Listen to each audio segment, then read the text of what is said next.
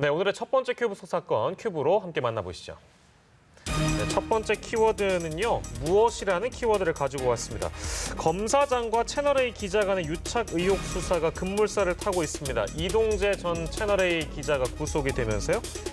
이제 시선은 의혹의 또 다른 당사자 한동훈 검사장으로 쏠리고 있습니다. 네, 이런 가운데 이른바 검언 유착 의혹의 핵심 증거로 꼽히는 이동재 전 채널A 기자와 한동훈 검사장의 대화 녹취록 전문이 오늘 공개가 됐는데요. 이호영 변호사 그리고 최진봉 성공회대 교수와 함께 사건 큐브에서 이 사건 짚어보도록 하겠습니다. 어서 오십시오. 안녕하세요. 예, 먼저 두 분 다 이 내용은 다 보셨을 거라고 생각이 들고요. 전문을요. 그래서 일단은 이 내용을 좀 공개한 이유라고. 그러니까 이 내용은 이동재 전 채널A 기자 측 변호인이 공개한 내용이잖아요. 이거 왜 다 공개했다고 봐야 될까요? 저는 이제 여론을 좀 더 본인들한테 유리한 쪽으로 끌고 가려는 의도가 있다고 보여져요. 예. 수사심의위원회도 곧 열리지 않습니까? 거기에 네네. 이제 출석해서 수사심의위원들에게 본인들의 입장도 설명해야 되고 지금 여론이 어쨌든 이제 부정적인 여론이 좀 많았거든요. 그런데 그 부분을 좀 반전시키는 의도가 있지 않았나 생각이 듭니다. 다만 예. 이번에 공개한 녹취록은 변호인 측에서 이동재 전 기자의 변호인 측에서 공개를 했기 때문에 이 이동재 전 기자에게 유리한 내용이에요. 쉽게 설명하면 무슨 말이냐면 예. 실제적으로 한동훈 검사장이 압력을 가했느냐 하는 부분 예. 또는 공모를 했느냐 하는 부분에서 명확한 증거가 될 만한 내용이 예. 눈에 띄는 부분은 없습니다. 네네네. 물론 그렇게 하면 뭔가 한 건을 할 수 있을 거다라는 취지의 말을 했지만 예. 그것이 과연 그러면 공모를 확실히 증명할 수 있는 내용이 될 거냐 하는 부분에서 논란이 될 수 있는 내용이에요. 그러다 네네네. 보니까 이 내용은 공개하는 것이 도리어 지금 현재 이동재 전 기자에게 유리한 판, 즉 어떤 수사의 여론이 수사에 대해서 유리한 쪽으로 흘러갈 수 있는 요소가 될 거라고 판단해서 예. 공개를 한 것 같은데 이제 문제는 뭐냐면 그럼 이 녹취록이 전부냐? 그건 아니라는 거죠. 검찰 측이나 아니면 수사를 하고 있는 곳에는 이 녹취록에 다른 녹취록이 또 있는 것으로 알려지고 있습니다. 예. 정확한 건 모르지만 그런 상황에서 하나의 녹취록만 공개하는 것이 모든 것을 풀 수 있을 문제라고 보진 않고요. 다만 예. 지금 상황에서 워낙 논란이 되고 있으니 이제 뭐 다른 공중파 방송에서 이걸 또 보도를 했지 않습니까? 그 내용에 대한 반박 차원에서 아마 여론을 일정 부분 본인들한테 유리한 쪽으로 끌고 가기 위한 예. 하나의 어떤 수단으로 활용했지 않았나 이렇게 볼 수 있을 것 같습니다. 예, 그러니까 뭐 보는 시각에 따라서는 이제 일부 그 보도들이 이런 녹취록을 근거로 여러 가지 보도들이 또 이어지니까 이제 부분만 이제 공개가 되다 보니까 이게 어떤 측면에서는 이게 공모인 것이냐 혹은 다른 주장도 있습니다. 물론 이게 덕담 취지로 한 말이다 이런 보도도 있었기 때문에 이제 그런 측면에서 모든 거를 다 공개했다고 보여지고요. 이호영 변호사께서는 이제 법조인이시다 보니까 이 안에 이제 내용을 들여다보시면서 과연 진짜 두 주장 중에 어떤 주장이 맞을까 이런 생각을 하시면서 보셨을 텐데요. 일단 어떻게 좀 보셨습니까? 일단 오늘 이제 이동재 기자의 변호인이 공개한 녹취록 전문이지 네. 않습니까? 네. 이것을 보면은 이제 그동안에 이제 언론에 이렇게 이제 보도가 된 그런 의혹과는 약간은 결을 좀 달리하는 것 같기는 해요. 실제로 이제 그건 해볼만 하지라는 그 워딩은 예. 이제 이동재 기자가 이제 자신의 후배 기자를 예. 이제 유시민 관련된 의혹을 캐기 위해서 투입을 했다고 하니까 네. 뭐 그건 해볼만 하지라고 해서 그 어떤 그 취재와 관련해서 그냥 정말 약간 맞장구를 친 듯한 예. 그런 뉘앙스인 것이 좀 맞아 보여서 예. 이제 이제 이동재 기자의 변호인이 이 녹취록을 공개하는 것은 예. 기존에 나오는 이런 검언 유착 의혹과 관련해서 예. 어쨌든 이동재 기자가 이철 이제 밸류 인베스트먼트 전 대표를 그 협박을 한 부분과는 별도로 그 이동재 기자와 한동훈 검사장이 예. 뭔가 유착을 한 것은 아니다. 예. 이러한 내용을 좀 적극적으로 피력을 하기 위해서 이 녹취록을 좀 공개한 것으로 보입니다. 예, 근데 네. 뭐 이제 방금 표현하신 이제 뭐 어떤 협박이라는 부분이라든지 이런 것도 지금 당장은 결론 내릴 수 없는 상황이고 그게 예를 들면 압박인지 협박인지 이런 것들도 좀 시간을 두고 지켜봐야 되는 문제이기 때문에 저희도 조금 조심스러워가지고요. 아무튼 그렇습니다. 이제 이 내용이 이제 전체적으로 공개가 되면서 근데 이 내용의 핵심은 왜곡 보도다라는 부분이에요. 그렇죠. 그 이제 후반부에 가보면 요목조목 이 녹취록 전문에 등장하는 부분들을 토대로 소위 이제 MBC가 보도한 거는 다 왜곡 보도라는 겁니다. 어떻게 좀 보셨어요? 그러니까 이제 MBC가 보도한 내용들을 외국 보도로 얘기하면서 이 녹취록을 근거로 얘기를 하고 있는 겁니다. 근데 MBC에서 보도한 내용을 보면 다른 녹취록 하나도 인용을 했어요. 그러니까 MBC는 지금 올해 3월 10일 날 카카오톡에 있는 보이스톡이라고 하는 전화 기능이 있지 않습니까? 예. 이 기능을 통해서 후배 기자와 이동재 전 기자가 대화한 내용이 있다고 지금 전제로 얘기를 하고 있습니다. 보도를. 근데 그 내용이 보면 여기 지금 이 녹취록에 오늘 공개된 녹취록의 내용에 다른 내용이에요. 즉 이번 녹취록이 공개된 녹취록 같은 경우는 부산에서 아마 이동재 전 기자와 그다음에 한동훈 검사장이 통화한 내용을 녹취록을 공개한 거고 이외에 다른 또 녹취록이 또 하나 있는 것으로 추측이 됩니다. 왜냐하면 MBC 보도 내용이 그 내용이 들어가 있기 때문에 제가 말씀을 드리는 거예요. 네. 거기서 이제 MBC 보도 내용을 그대로 근거로 말씀드리겠습니다. 한 검사장이 내가 수사팀에 말해줄 수 있다라고 네. 얘기를 했고 예. 나를 팔아라까지 얘기했다는 거예요. 그러니까 이게 무슨 취재가 어렵다고 이동재 전 기자가 한 검사장한테 얘기를 했고 한 예. 검사장이 그 말을 듣고 내가 수사팀에 말해줄 수 있다. 나를 팔아서 해라. 이렇게 얘기를 했다는 겁니다. 이건 이제 MBC의 보도 내용이에요. 예. 그럼 이 내용은 지금 이 녹취록과 연관하면 다른 녹취록에 있는 내용으로 우리가 추측해 볼 수 있는 거거든요. 예. 그럼 그 두 가지를 다 보지 않은 상태에서 이 보도 내용이 100% 틀렸다라고 얘기하기는 아직은 어렵다는 거죠. 그러니까 지금 이동재 전 기자나 한동훈 검사장 입장에서는 지금 밝혀진 본인들이 폭로한 또 공개한 폭로가 아니죠. 공개한 녹취록에 따르면 MBC의 보도 내용이 일정 부분 좀 너무 심하게 나간 거 아니냐 이렇게 비판받을 수 있지만 예, 예. 만약에 제가 아까 말씀드린 소개해드린 MBC의 보도 내용 또 다른 녹취록의 내용이 또 있다고 하면 예. 그건 또 다른 차원에서 조사가 이루어져야 한다는 거죠. 그래서 지금 상황에서는 MBC의 보도가 100% 잘못됐냐 아니면 100% 맞느냐 따지기가 어려워요. 왜냐하면 이 두 번째 녹취록이라고 주장하는 이 3월 10일 날 있었던 이 녹취의 내용은 어떤 내용인지 우리가 알지 못하기 때문에 예. 지금 상황에서는 단정적으로 MBC 기자가 다 잘못됐다 아니면 모두 다 맞다라고 얘기하기 어려운 상황이라는 생각이 그 듭니다. 마지막에 말씀하신 그 또 다른 녹취라고 하신 게 그 카카오톡을 통해서 그렇죠.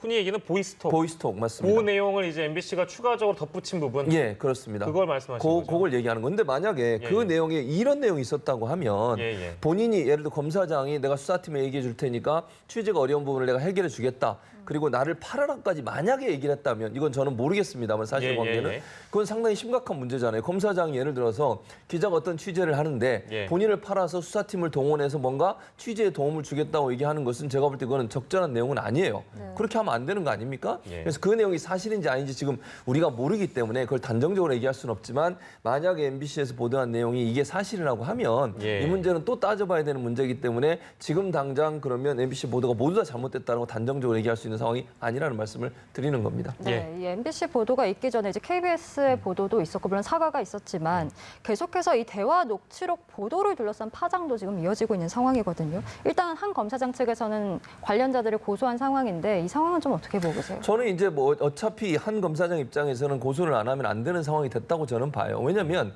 고소를 안 하는 순간 그 어떤 보도 내용이 사실로 인식될 수 있고 일반인들한테는 그게 사실로 이해될 수 있는 요소가 되거든요. 일단 오늘 보도가 되면 어떤 반응을 하지 않으면 그 내용이 사실로 굳어질 수 있는 위험성이 있기 때문에 제가 볼 때는 적극적으로 방어를 하고 있다고 저는 봅니다. 네. 물론 한동훈 검사장이 그게 사실이 아니라고 본인은 명예훼손을 할 수 있죠. 네. 뭐 그리고 허위사실 유포에 대해서 고소를 할 수 있는 거고요. 그건 본인의 자유에 의해서 하는 거니까요. 예. 다만 이제 중요한 것은 명예훼손 고소를 했는데 그럼 따져봐야 되지 않겠어요? 이게 사실인지 아닌지. 그럼 수사가 될 것이고 수사 과정에서 결국 다른 어떤 증거들이 있는지 없는지를 확인할 거기 때문에 이 사항도 사실은 마찬가지라는 생각이 들어요.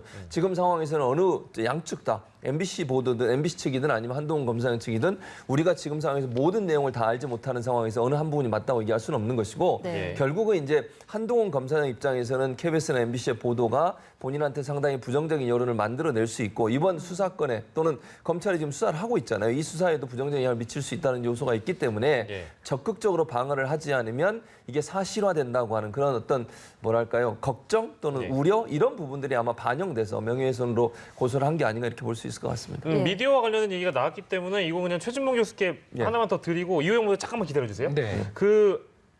KBS가 사과했잖아요. 예, 그렇죠. KBS가 사과하고 뭔가 지금 시청자들이 보시기에는 뭔가 같은 녹취록을 근거로 유사한 보도가 이어지는 것 같지만 아까 말씀하신 부분에 따르자면 예. MBC는 또 다른 녹취록에 대한 근거를 두고 보도를 했을 수도 있다라는 그럴 가능성을 가능성이 열어주셨어요. 있다는 거죠. 예, 맞습니다. 근데 KBS는 사과를 했습니다. 예, 그렇죠. 왜 그랬다고 봐야 될까요? 저는 아마 KBS가 사과한 이유는 두 번째 녹취록에 대한 내용을 몰랐을 가능성도 있다는 생각도 들어요. 저는 예, 개인적으로. 이건 개인적인 판단입니다. 네네. 솔직히 개인적인 판단이고요. 그래서 KBS가 만약에 두 번째 녹취록도 갖고 있었고 그 내용을 알고 있었다면 이렇게 금방 사과할 사항은 아니지 않았었나 생각이 들거든요. 예. 그래서 언론이라고 하는 것은 근거가 있으면 사실은 어느 정도 자기 방어가 돼요. 즉 보도와 취재의 과정에 있어서 사실에 근거하고 또는 100% 언론은 사실이 아닌 내용, 그러니까 100% 모든 게 사실이라고 확정되지 않더라도 예. 사실로 믿을 만한 충분한 이유가 있으면 보도할 수 있는 거예요. 의혹 예. 보도는. 그게 언론의 자유에 일정 부분 보장되는 영역이거든요. 예. 그래서 미국의 판례 같은 걸 보면요.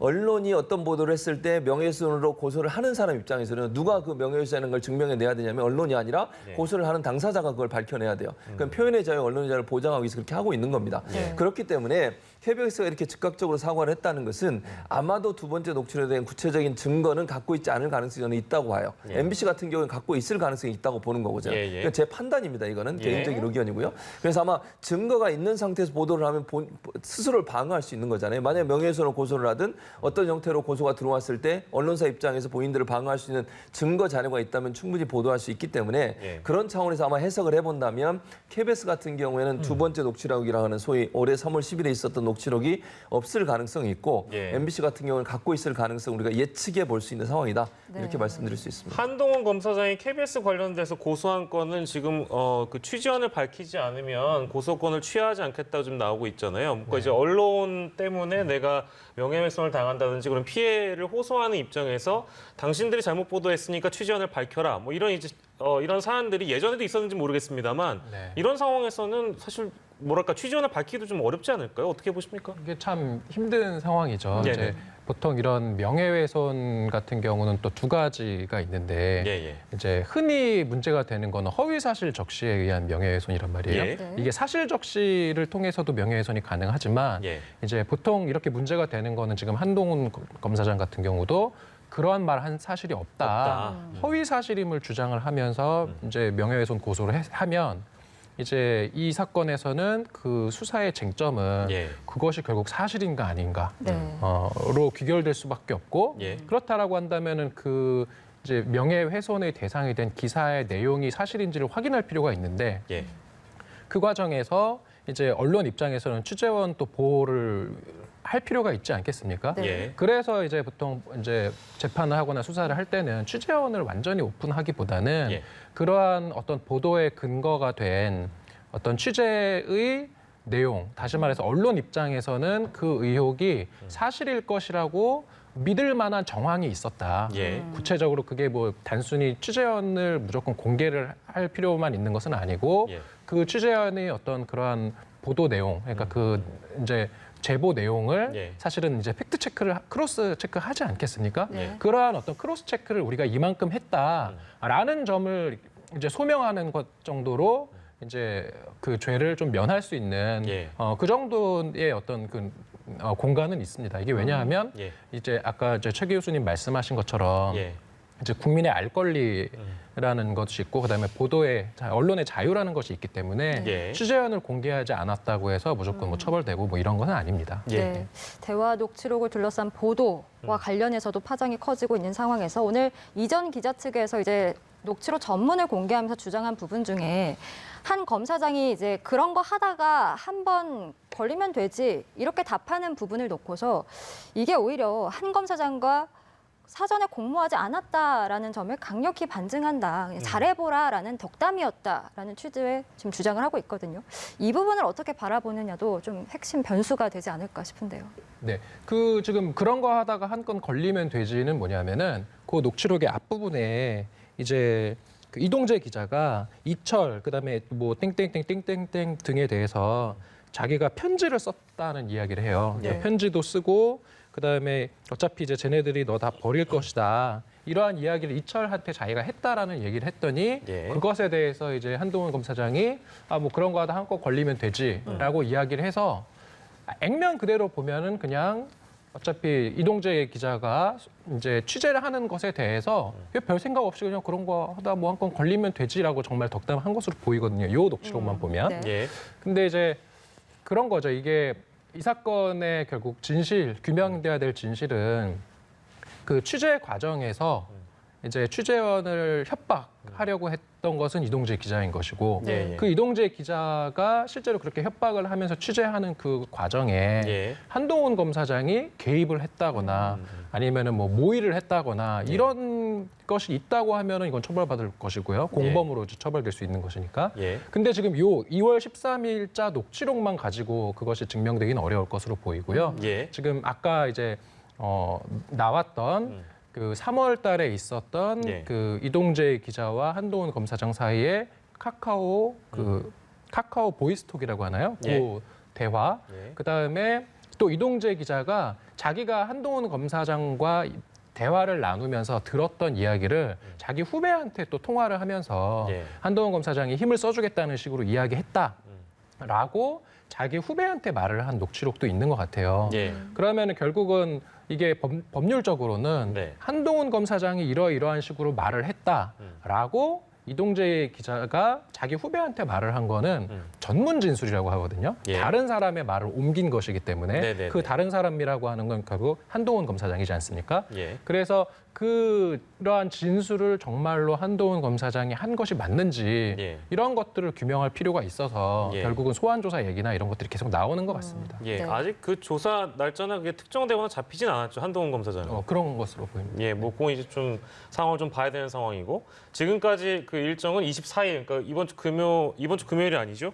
이번 주 금요일이네요. 이번 주 금요일에 이철 전 대표 측이 요구한 수사심의위원회가 예정돼 있다는 점, 그걸 이제 앞두고 이제 이런 상황들이 벌어지고 있다는 그 맥락을 좀 이해해 주시면 될 것 같습니다. 자, 그리고 아까 이제 말씀하셨던 저희가 지금 얘기하면서 뭔가 내용이 맴도는 것 중에 카카오 보이스톡 얘기는 왜 하지라는 생각이 드실 수도 있는데요. 그게 사실은 MBC 기사에도 나오고 오늘 이 전문 공개하면서 가장 말미에 소위 증거 관계가 그대로 언론에 유출됐다. 그러니까 이거는 이전 기자도 소환 조사 시에 알지 못했던 내용인데 이거를 MBC 측이 어떻게 알았는가에 대한 의혹 제기 하나. 네. 그리고 둘째로는 기사 맥락을 다 따와가지고요.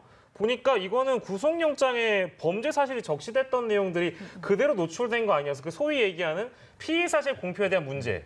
요게 또 불거지고 있습니다. 그렇죠. 예, 이건 어떻게 보셨어요? 그러니까 그 문제도 사실은 피의 사실 공표가 됐는지 안 됐는지는 조사를 해봐야 되겠죠. 지금 예. 상황에서는 단정적으로 얘기할 수 있는 상황은 아닌 것 같고 어떤 방식으로 그럼 그걸 입수했느냐 하는 부분은 이제 MBC 측에서 알고 있는 거죠. 근데 그거는 아까 우리가 그 취재원 보호 차원에서 예. 이 문제가 논란이 됐잖아요. 이걸 MBC가 적극적으로 공개할 수는 없어요. 기본적으로. 왜냐하면 언론사가 취재원을 보호하지 않으면요 취재 못해요. 아니 생각을 해보세요. 취재원을 보호 안 해준다면 누가 고발을 하고 제보를 하겠습니까? 예. 언론사의 비리에 관련된 제보를 하는데 자기 그 신분이 다 노출된다고 생각하고 그러면 그 사람이 공개를 하는 순간 그 사람 피해를 당하게 돼요. 네. 그래서 언론학적으로 보면 저널리즘 관점에서 보면 취재원은 반드시 보호가 돼야 돼요. 그게 뭐 거짓말로 취재한 내용을 뭐 제보하나 이러면 안 되겠지만 네. 정말 비리를 알고 그 비리 권력층의 비리를 제보한 사람을 보호해주지 않는다고 하면 언론사가 권력에 대한 권력기관에 대한 감시와 견제 역할을 어떻게 할 수 있겠습니까? 네. 그건 불가능한 일이에요. 그래서 취재원 보호는 반드시 이루어져야 됩니다. 정말 그게 불법적인 심지어는 미국에서 어떤 일까지 있었는지 아세요? 마약을 실제 제조했던 사람이 마약 제조 방법을 제보를 했어요. 그러니까 언론사가 취재를 한 거죠. 왜냐하면 마약 제조를 막기 위해서 마약 제조하는 방법을 실제 했던 사람의 뭐 익명으로 해서 그 사람의 내용들을 쭉 보도를 했거든요. 예, 나중에 예.